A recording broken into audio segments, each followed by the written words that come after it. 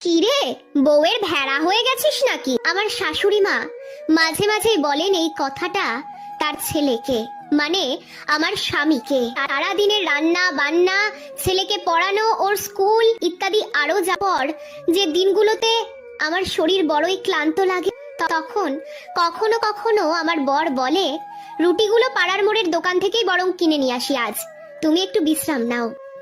এহেন কথা কানে গেলেই আমার শাশুড়ি মা চিৎকার করে ওঠেন, ওর ভেড়া হয়ে গেলি নাকি? সে ভেড়া নয়, বরং পুরুষ সিংহ।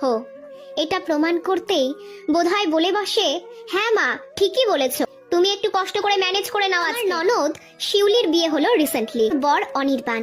ছেলেটা বড় ভালো। দিন দিরাগমনে এসেছিল ওরা। আমার শ্বশুর শাশুড়ি অনির্বাণকে বললেন, বাবা, আমাদের মেয়েটাকে দেখো। অনির্বাণ হেসে বলল, আমি সবসময় শিউলির পাশেই আছি।